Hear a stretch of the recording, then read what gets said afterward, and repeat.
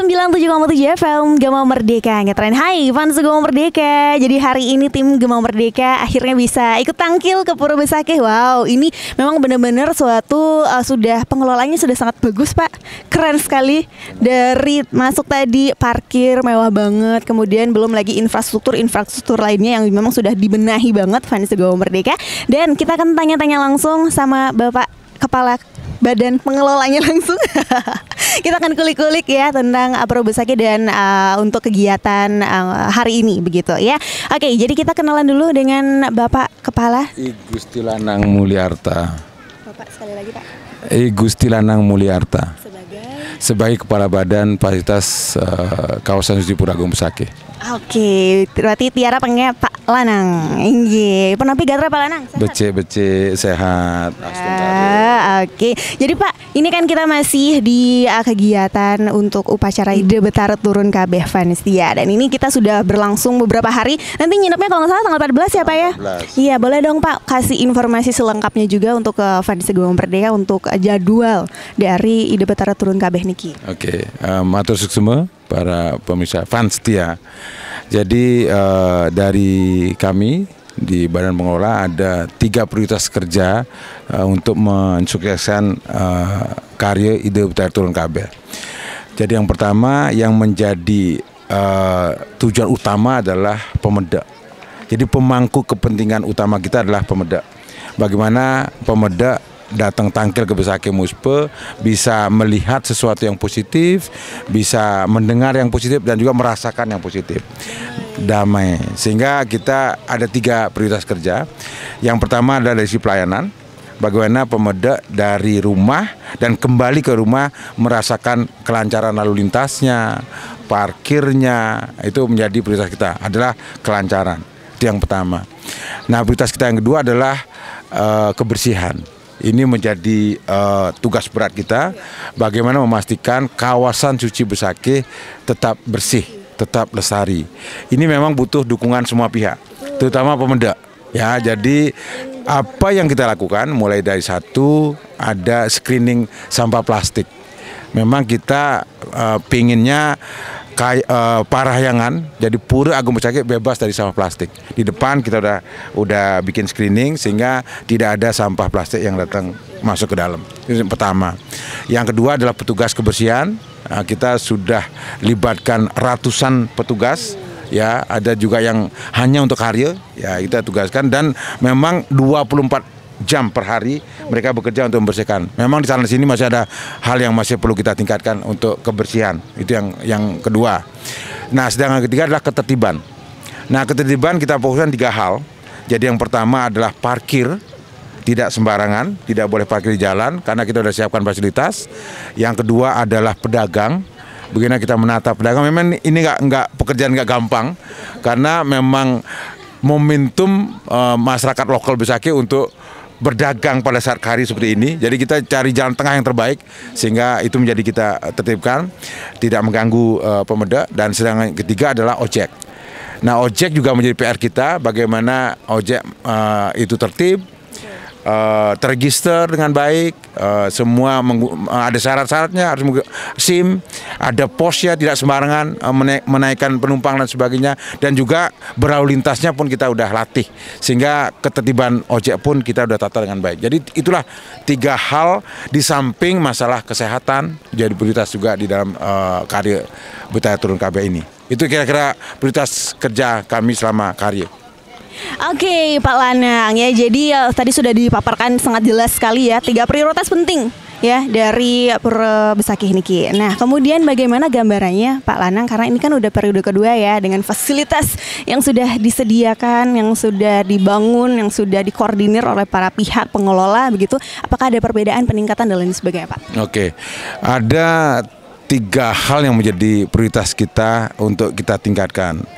Yang pertama, kalau dibandingin tahun lalu saya rasakan adalah lalu lintasnya lebih lancar. Sampai hari ini ya, sampai hari ke-15 kita belum menemukan crowded dan lalu lintas. Cukup lancar, sangat lancar saya bilang. Itu yang pertama. Yang kedua adalah kita juga sama dengan tahun lalu itu menyiapkan shuttle dari Kedundung ke Manik Mas dengan shuttle mobil biasa, dan dari Manikmas ke Bencingah menggunakan shuttle listrik. Itu semuanya gratis untuk atas dukungan Pemda Provinsi tingkat 1. Itu yang dari sisi lalu lintas. Nah, yang ketiga adalah yang juga kita rasakan adalah flow Pemedek, ya, mulai dari memasuki areal Parahyangan, Musput sampai kembali, itu flow-nya saya rasakan lebih baik dibanding tahun, karena ada flow Pemedek keluar ke arah Suci itu baru dari proyek dari Pemda, sehingga tidak ada tabrakan antara Pemedek akan Muspe dan kembali.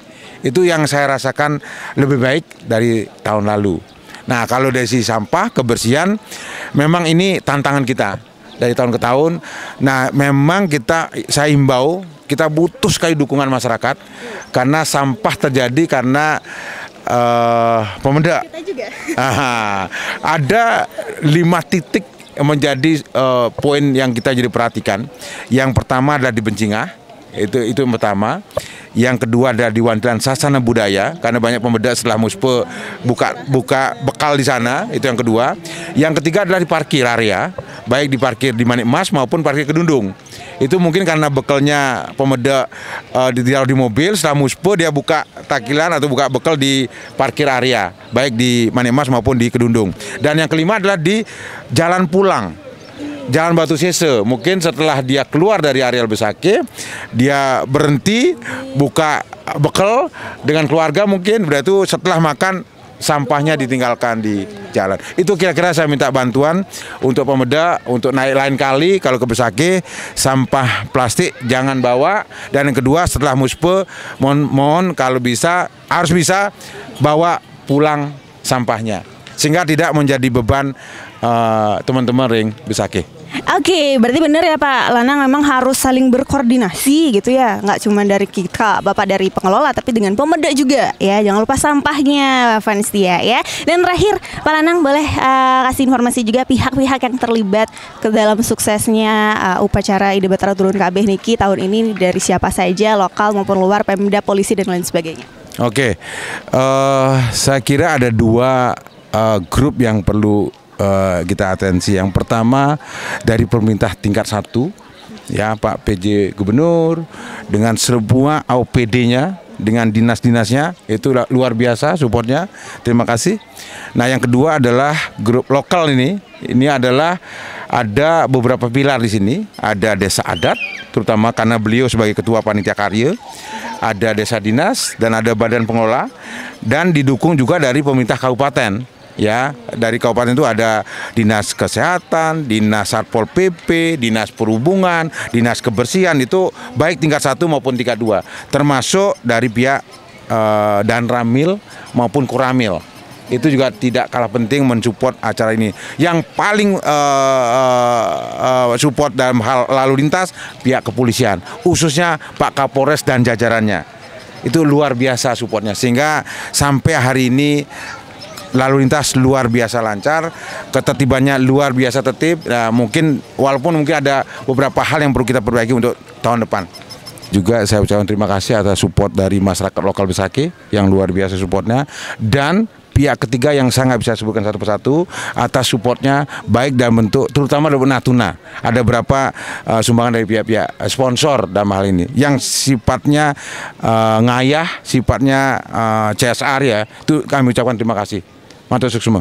Oke, wow, keren banget ya fans mereka. Jadi begitulah sinergitas antara beberapa pihak tadi yang sudah disebut dengan Pak Lanang, dari pemerintah pusat, daerah, polisi, masyarakat yang datang, pemuda-pemuda yang tampil ke sini di Pura Besakih, dan juga swasta, ya kan. Wow, oke, begitu dia fans Merdeka, laporan kami langsung dari Pura Besakih ya, dalam upacara Ide Batara Turun KB bersama dengan Pak Lanang. Terima kasih banyak informasinya, sangat-sangat lengkap. Dan ingat fans, ini nginepnya tanggal 14. Jadi masih ada beberapa hari lagi untuk Anda yang belum sempat tangkil ke Pura Besakih, silakan langsung tangkil, dan jangan lupa sampahnya. Kita harus ingat ya bahwa sampah pulangnya juga harus dibawa sampahnya. Oke, terima kasih.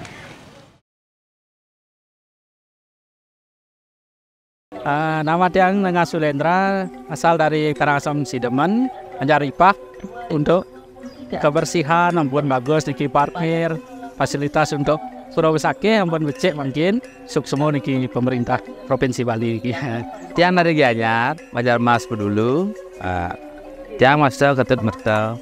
Pura Besakeh wali puniki tiang rasa tiang talar untuk 1 tahun yang lalu nika udah ada rasakan fasilitasnya, tempatnya rapi, penataannya, WC-nya juga gitu.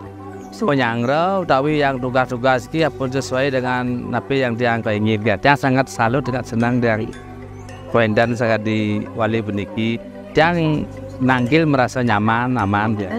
But there's 4 of us in the family, yes, and we've come from Australia, and we're very grateful and respectful that we were allowed to come and see this today, especially as there is a big celebration. So it was very good for us. Thank you. Sadarnya mantap kan. Puas pokoknya bintang 5. Perbandingan yang lama sama yang baru beda jauh. Sekarang fasilitasnya bagus, tertib, pokoknya kawas dan dimudahkan. Bintang 10 kok ada bintang aja. Bus listriknya juga keren, gak memudahkan sekali. Jadinya tiang yang tua-tua gini kan nggak ada jalan ya, kaki udah sakit. Ada bus kan enak ya, kasih turun. Pasangan di tiang jero aku segara saking senghidu pada terakhir yang hari niki. Berterima kasih sekali kepada panitia sudah menyediakan akomodasi sangat meringankan sekali para pemuda. Dulunya kita sebelumnya ada perkembangan seperti sekarang, masyarakatnya sangat senang sekali. Artinya sekarang fasilitas sudah disediakan oleh panitia. Dulunya macetnya sampai berkilo-kilo. Tentang parkir sekarang pun sangat bagus sekali, tertata rapi, tidak ada kemacetan, parkirnya berjalan dengan lancar. Tahun ini kami pada tangkil 2004 karya di Besakeh sudah disediakan juga fasilitas shuttle, sangat sekali meringankan. Ya jadinya yang sudah 60 tahun ada gratis. Di bawah itu tetap ada koneksi harus kita bayar. Jadinya meringankan para pemuda. Iya, tadi Dike. Oh iya, perkenalkan, kami tuh dari staff dari sebuah hotel di Tanjung Benoa. Ya, The Scala Resort Bali. Jadi kita di sini Tita Yanto sama yang lain cuma tinggal lagi berempat aja, yang lain dari jalan ke mobil. Ini pertama kalinya udah fasilitasnya lebih lengkap kayak gini. Kalau saya sendiri sih tahun terakhir saya tuh 2019 waktu SMA. Itu sama teman-teman SMA yang lain. Jadi nggak sebagus ini dulunya gitu. Terus jalannya lebih jauh lagi. Jadi kadang pakai ojek online dan sebagainya. Kalau yang lain gimana? Kalau dari aku sih setiap tahun ya ke sini. Kalau untuk yang sekarang sih fasilitasnya sudah lebih tertata dari tahun lalu. Karena kalau dari tahun lalu sih menurutku masih berantakan ya karena masih banyak dagang. Terus sekarang juga ojek-ojeknya udah teratur gitu. Kalau sekarang udah lebih bagus sih. Kalau saya sih kira-kira 5 tahun sekali sebelumnya, karena biasanya untuk kegiatan ngaben masal biasanya kan udah leluhur dibawa ke sini.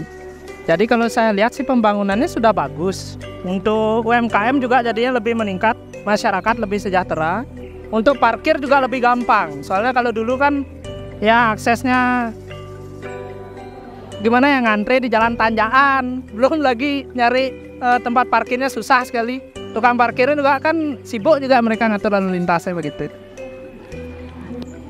Kalau dari aku sih, kalau ngelihatnya dari tahun ke tahun itu emang lebih tertata saat ini. Kemudian kalau dulu itu kita agak semrawut untuk transportnya, terus fasilitas, terus sampah, pedagang-pedagang juga terutama itu benar-benar sampah itu berserakan di mana-mana. Terus sekarang itu kita lihat, sekarang kita masuk pun parkir sudah tertata, sudah kayak sistemnya kayak di airport. Jadi kita gampang banget nyari untuk aksesnya.